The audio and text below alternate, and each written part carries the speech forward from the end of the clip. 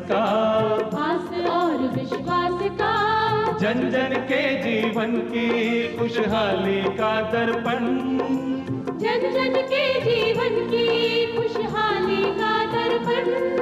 ये है कृषि दर्शन,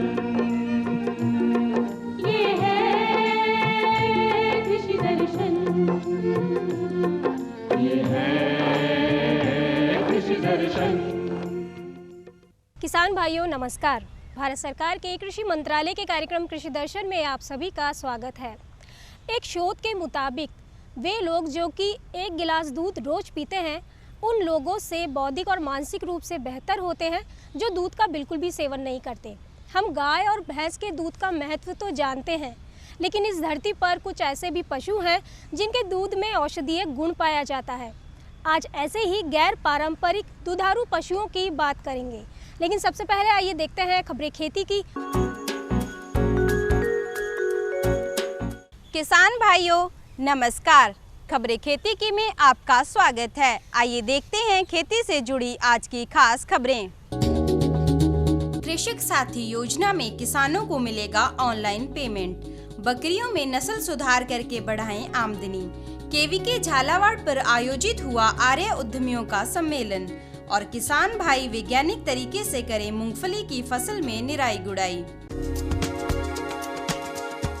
कृषि विपणन राज्य मंत्री मुरारी लाल मीणा ने कहा कि राजीव गांधी कृषक साथी योजना के तहत सहायता राशि का भुगतान किसान के बैंक खाते में किया जाएगा। राजीव गांधी कृषक साथी योजना में राजस्थान सरकार ने भुगतान प्रक्रिया को आसान बनाया है। दूसरी कृषि योजनाओं की तरह ही इस योजना में भी ऑनलाइन भुगतान की सुविधा शुरू की गई है।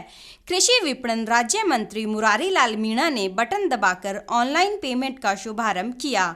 उन्होंने दौसा कृषि उपज मंडी समिति क्षेत्र के 8 किसान परिवारों के खाते में ऑनलाइन राशि भी जमा करवाई। राशि जमा करवाने के बाद लाभार्थी किसान परिवार से वीडियो कॉल पर बात भी की। श्री मीणा ने बताया कि इस योजना के तहत कृषिगत दुर्घटनाओं के लिए किसान परिवारों को सहायता राशि दी जाती है। पहले किसानों को चेक के जरिए राशि का भुगतान किया जाता था, लेकिन अब किसान के बैंक खाते में सहायता राशि का ऑनलाइन भुगतान किया जाएगा। इससे किसानों के परिजनों को कार्यालय के चक्कर नहीं काटने पड़ेंगे।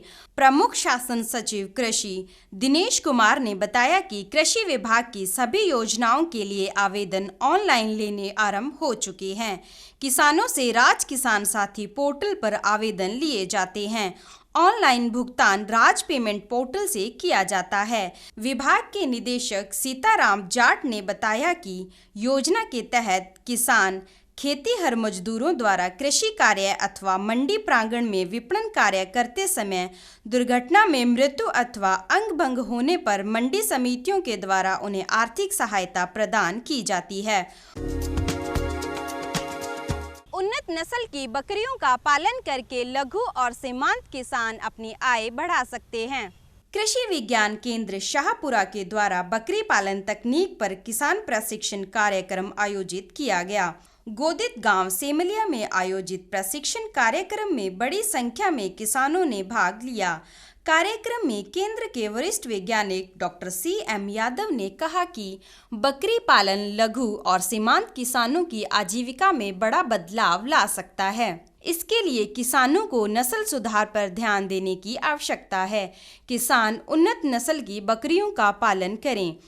बिक्री के दौरान उन्नत नस्ल की बकरियों और बकरों के अच्छे दाम मिलते हैं। उन्होंने किसानों को बकरियों की उन्नत नस्ल, आवास और आहार प्रबंधन के बारे में भी जानकारी दी। कार्यक्रम के दौरान किसानों को मिट्टी पानी जांच के साथ साथ हरा चारा उत्पादन की भी जानकारी दी गई। कृषि महाविद्यालय भिलवाड़ा के मृदा वैज्ञानिक डॉक्टर रविकांत शर्मा ने किसानों को मिट्टी पानी जांच के लिए नमूना लेने का तरीका बताया, साथ ही हरा चारा उत्पादन पर जानकारी भी दी। केंद्र के फार्म मैनेजर गोपाल टेपन ने समन्वित कृषि प्रणाली, जैविक खेती, बीज उत्पादन तकनीकी पर अपनी बात रखी। वरिष्ठ अनुसंधान अध्येता प्रकाश कुमावत ने बकरी पालन को अतिरिक्त आय का जरिया बताया। उन्होंने कहा कि बकरी पालन कम लागत में अधिक मुनाफा देने वाला व्यवसाय है। महेश सुवालका ने वर्षा ऋतु में बकरियों के रखरखाव के बारे में जानकारी दी। प्रशिक्षण के दौरान सिरोही नस्ल की बकरी और बीजू बकरा के 50 प्रदर्शन किसानों को दिए गए। कृषि विज्ञान केंद्र झालावाड़ पर आर्या परियोजना के तहत उद्यमी सम्मेलन आयोजित हुआ।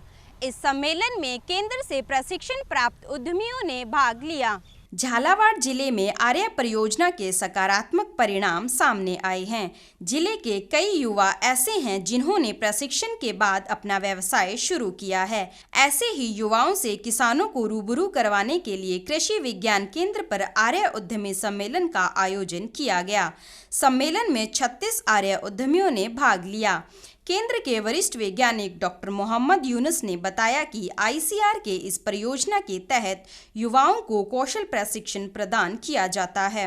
उन्होंने बताया कि परियोजना के तहत प्रशिक्षण पाने वाले 36 युवा कृषि क्षेत्र के विभिन्न व्यवसायों से जुड़कर अच्छी आजीविका कमा रहे हैं। केंद्र के वैज्ञानिक डॉक्टर बी के पाटीदार ने बताया कि प्रशिक्षण के बाद युवा बेमौसमी सब्जी उत्पादन, नर्सरी प्रबंधन, वर्मी कंपोस्ट उत्पादन, मशरूम उत्पादन, मधुमक्खी पालन सहित दूसरे व्यवसाय शुरू कर सकते हैं। परियोजना के नोडल अधिकारी डॉक्टर सेवाराम रुडला ने बताया कि केंद्र पर परियोजना के तहत 18 से 35 वर्ष के युवाओं को नर्सरी प्रबंधन, संरक्षित खेती, वर्मी कंपोस्ट और मधुमक्खी पालन पर प्रशिक्षण दिया जाता है। किसान भाइयों, मूंगफली की फसल में निराई गुड़ाई का कार्य वैज्ञानिक तरीके से करें। मूंगफली की फसल के 1 माह की हो जाने के बाद ही निराई गुड़ाई का कार्य किया जाना चाहिए। मूंगफली की अच्छी पैदावार के लिए निराई गुड़ाई का कार्य किया जाता है। फसल के 1 माह की होने पर निराई गुड़ाई का कार्य किया जाना चाहिए। किसान भाई निराई गुड़ाई के दौरान खेत से खरपतवार को निकालने के साथ साथ झुमका किस्म के पौधों की जड़ों पर मिट्टी भी चढ़ाएं। जमीन में सुइयां बनना शुरू होने के बाद गुड़ाई का कार्य नहीं करें। किसान भाइयों, खबरें खेती की में आज इतना ही। आप देखते रहिए कृषि दर्शन। नमस्कार। कार्यक्रम में आपका एक बार फिर से स्वागत है। डेयरी पशुओं के अतिरिक्त एक गैर पारंपरिक पशुओं के दूध का महत्व जानने के लिए, इस पर चर्चा करने के लिए आज हमने कार्यक्रम में आमंत्रित किया है आज की हमारी विशेषज्ञ डॉक्टर बरखा गुप्ता को। आप सहायक आचार्य हैं PGI-VER जयपुर राजूवास से। डॉक्टर साहब, आपका कृषि दर्शन कार्यक्रम में बहुत बहुत स्वागत है। धन्यवाद मैम। सबसे पहले डॉक्टर साहब ये बताइए कि हमारे जीवन में दूध का क्या महत्व है। हमारे जो परंपरागत पशु हैं, भैंस और गाय, इनकी क्या भूमिका है? जैसे कि मैडम आपने बताया कि पारंपरिक रूप से गाय व भैंस के दूध का उपयोग हम लोग साधारणतः करते हैं, क्योंकि गाय का और भैंस का जो दूध होता है वह एक संपूर्ण एवं आदर्श आहार माना जाता है। इसमें बहुत सारे पोषक तत्व जैसे प्रोटीन, वसा, विटामिन्स, मिनरल्स, बहुत सारे पोषक तत्व होते हैं जो हमारी शारीरिक ग्रोथ के लिए, हमारे शारीरिक विकास के लिए आवश्यक होते हैं। विटामिन्स की अपनी महत्वता होती है जो रोग प्रतिरोधक क्षमता बढ़ाता है, एंटीऑक्सीडेंट की तरह कार्य करता है। इसी प्रकार खनिज लवण जो है वो हमारी हड्डियों को मजबूत करते हैं, दांतों के विकास के लिए आवश्यक होते हैं। गाय भैंस के दूध में बहुत सारे ऐसे पोषक तत्व होते हैं जो बीमारियों में काम आते हैं। जैसे कि मैंने बताया कि दूध में प्रोटीन, वसा, शर्करा आदि पाए जाते हैं, साथ ही विटामिन, मिनरल आदि पाए जाते हैं। जैसे खनिज लवण में कैल्शियम जो बोन्स के लिए बहुत ज़रूरी होता है, साथ ही विटामिन्स जो एंटीऑक्सीडेंट के रूप में काम करते हैं, इम्यूनोग्लोबुलिन्स जो रोग प्रतिरोधक क्षमता बढ़ाते हैं, साथ ही त्वचा व बालों को बेहतर करने के लिए भी इसका उपयोग किया जाता है। हार्मोनल संतुलन बनाया रखा जाता है और सबसे महत्वपूर्ण बात है कि ये दूध एंटी कैंसरस के रूप में भी उपयोग में लाया जाता है। कैल्शियम ऑस्टियोपोरोसिस और हड्डी से संबंधित बीमारी को रोकता है।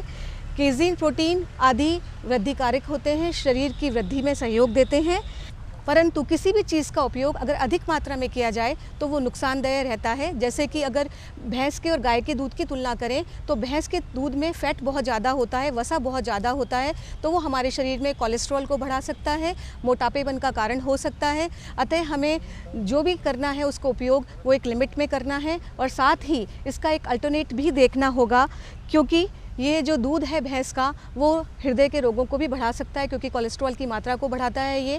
तो और गैर पारंपरिक दूध जो कि और पशुओं से हमें मिलते हैं, जैसे मैंने कहा ऊँटनी, गधी, भेड़ और बकरी के दूध से, उसको एक विकल्प के रूप में गाय भैंस के दूध के साथ लिया जा सकता है। दूध में इम्यूनोग्लोबिन्स बहुत अधिक मात्रा में पाए जाते हैं, जिससे रोग प्रतिरोधक क्षमता बढ़ती है। अतः दूध का उपयोग साधारणतः रोज़ हम करते हैं और करना भी चाहिए, जिससे हम हमारे शरीर को हष्ट-पुष्ट रख सकें और मानव में जो भी रोग आते हैं उससे रोगों से लड़ने की रोग प्रतिरोधक क्षमता जो है उसका विकास किया जा सके। परंपरागत पशुओं के अतिरिक्त कुछ गैर परंपरागत पशु भी इस धरती पर पाए जाते हैं, जिनके दूध का औषधीय महत्व है।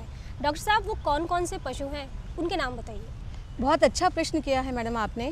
गैर पारंपरिक रूप से जो पशु दूधारू पशुओं के रूप में उपयोग में लाए जाते हैं वे है ऊँटनी, गधी का दूध, स्मॉल रूमिनेंट्स में भेड़ व बकरी का दूध, जो बहुतायत में गाँव में भी उपयोग में आता है और आजकल शहरों में भी इसकी उपयोगिता को देखते हुए इसका प्रोडक्शन होना शुरू हो गया है। गैर पारंपरिक पशु जिनमें बकरी, भेड़, गधी और ऊँटनी। डॉक्टर साहब, अगर हम ऊँटनी की बात करें तो ऊँटनी की दुधारू नस्लें कौन कौन सी है और मानव सेहत पर ऊँटनी के दूध का क्या प्रभाव पड़ता है, उनके औषधीय गुण बताइए। ऊँटनी के दूध की जो नस्लें हैं जो राजस्थान में बहुतायत में पाई जाती हैं, उसमें बीकानेरी, जैसलमेरी, मेवाड़ी आदि नस्लें हैं। ये प्रतिदिन लगभग 5 लीटर तक दूध दे देती हैं। ऊँटनी का दूध का एक बहुत औषधीय महत्व है, हम सभी जानते हैं। इसमें सबसे पहले जो हम सभी लोगों को मालूम है कि ये डायबिटीज़ के उपचार के रूप में काम में आता है। साथ में बहुत सारे ऐसे रोग हैं जो मानसिक रोग जैसे ऑटिज़्म आदि रोगों में काम में लिया जाता है। जैसा कि मैंने बताया कि ऊँटनी का जो दूध है वो मधुमेह, क्षय रोग और ऑटिज़्म जैसे रोगों में बहुत महत्वपूर्ण होता है।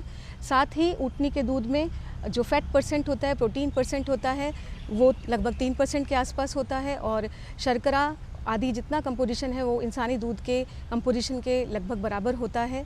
ऊँटनी का दूध का बहुत बड़ा महत्व औषधीय रूप में होता है। औषधीय रूप में हम इसे डायबिटीज़ में उपयोग में लेते हैं, हम क्षय रोग, ऑटिज़्म में इसको उपयोग में लेते हैं। साथ में ये anti microbial, antioxidant, anti diabetic, anti allergic के रूप में काम में आता है। डॉक्टर साहब, अगर बात करें ऊँट की, रेगिस्तान का जहाज के नाम से मशहूर है ऊँट। इसकी संख्या दिनों दिन घटती जा रही है क्योंकि इन्हें विभिन्न चुनौतियों का सामना करना पड़ता है। इसके लिए ज़रूरी है कि हम इनका संरक्षण करें। वे पशुपालक भाई जो ऊँट का पालन करते हैं, वे इसका संरक्षण कैसे करें, क्या करें? बिल्कुल सही कहा मैडम आपने। ऊँटों का संरक्षण आज अत्यंत आवश्यक हो गया है इस रेगिस्तान की धरती पर, क्योंकि आप देखेंगे कि लगातार लगभग 36 से 37% ऊँटों की संख्या पिछली पशुगणना से कम हो गई है राजस्थान में।